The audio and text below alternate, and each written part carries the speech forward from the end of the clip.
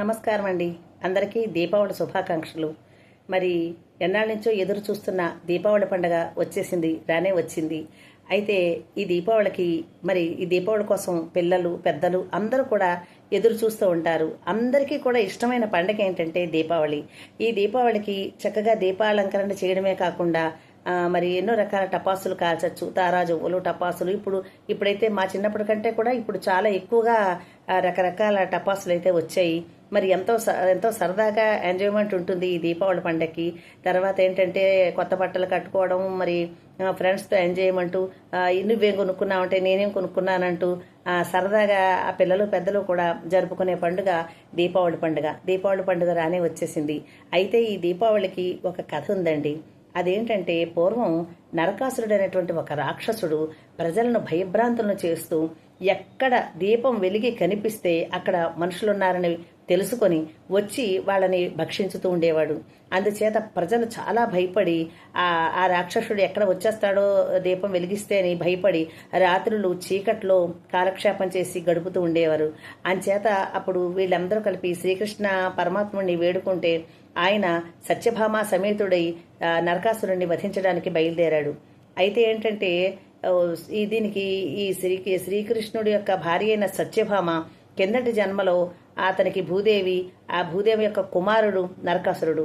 అతను ఎన్నో వరాలు పొంది తల్లి చేతిలోనే చావు నాకు జరగాలని చెప్పి కోరుకున్నాడు. ఎందుకంటే కన్న తల్లి చంపదు కదా అనే ఆశతో అతను అలా కోరుకోవడం జరిగింది.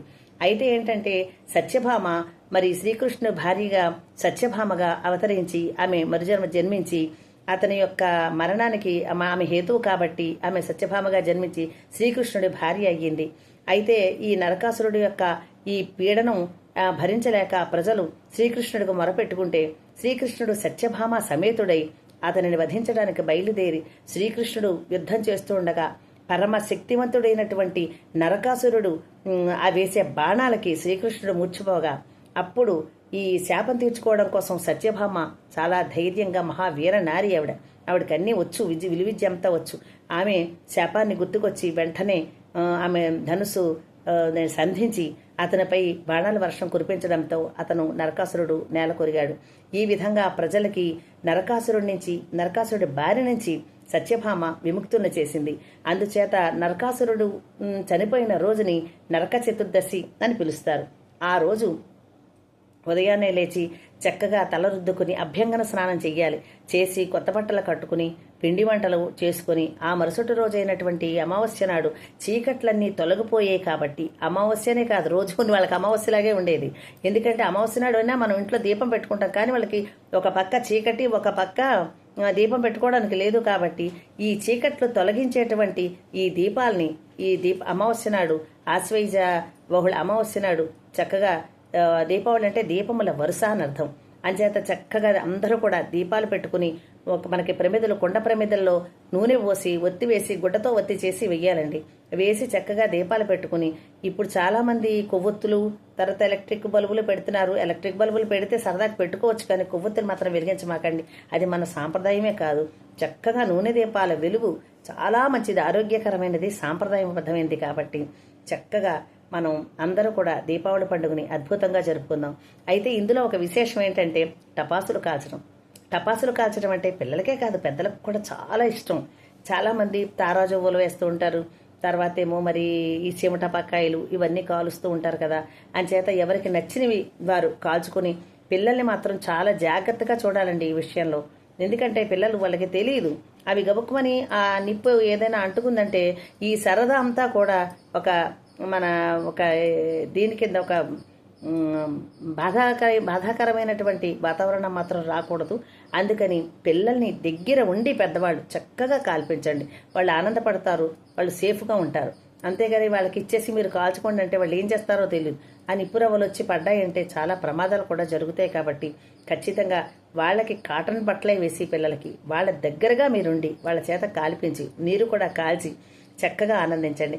అదేవిధంగా ఇంకేంటంటే దీపావళి నాడు దివిటీలు కొడతాం. దివిటీలు అంటే కొంతమందికి ఒక్కొక్కరికి ఒక్కొక్క ఆచార వ్యవహారాలు ఉంటాయి. ఒక్కొక్క కుటుంబం ఒక్కొక్కలా ఉంటుంది. కొంతమంది గోగు కర్రలు, కొంతమంది ఆవదం కర్రలు కొడతారు, కొంతమంది చిరుకు కర్రలు కూడా కొడతారని అయితే నేను విన్నాను. వీటికి ఏం చేస్తారంటే ఒక తెల్లటి బట్ట తాలూకా ఒత్తుల్ని చేసి వాటిని నూనెలో ముంచి వీటికి ముడివేస్తారు. ఈ కర్రలకి ముడివేసి వాటిని అంటించి వాటి మీద గుగ్గిలని అవి అంటుకున్న తర్వాత గుగ్గిలని జల్లుతారు. గుగ్గిలని జల్లి వాటిని ఇలా కిందన కొడుతూ ఏంటి అదే దిబ్బు దిబ్బు దీపావళి మళ్ళీ వచ్చే నాగు చవితి అంటూ 3 సార్లు కొట్టి కిందన పడేస్తామండి. అది మన ఆనవాయితీ. ఆ దీపాలు పెట్టి దివిటి కొట్టి ఆ తర్వాత లోపలికొచ్చి స్వీట్ తింటాం. అయితే ముఖ్యమైనది ఒకటి ఉంది. అదేంటంటే లక్ష్మీ పూజ. మొట్టమొదట అదేంటంటే సంధ్యా సమయంలో శ్రీ మహాలక్ష్మీదేవిని ఈ దీపావళి రోజున కొలిస్తే ఆవిడ చాలా వరాలిస్తుంది. ధనానికి, ఆయురారోగ్యాలకి, సౌభాగ్యానికి అన్నిటికీ ప్రతీకైనటువంటి శ్రీ మహాలక్ష్మీదేవిని దీపావళి రోజున సాయం సమయంలో, సాయం సంధ్యలో ఆమెను కొలిచి ఆమె దయకు పాత్రలు కూడా మనం అవ్వాలి.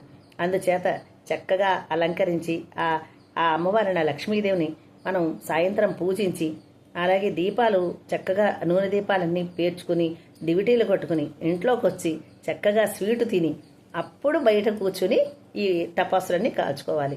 కాల్చినప్పుడు పెద్దలు పిన్నలు కూడా చక్కటి జాగ్రత్తలు తీసుకొని ఈ దీపావళి పండుగని చక్కగా ఎంజాయ్ చేస్తారని ఆశిస్తున్నాను.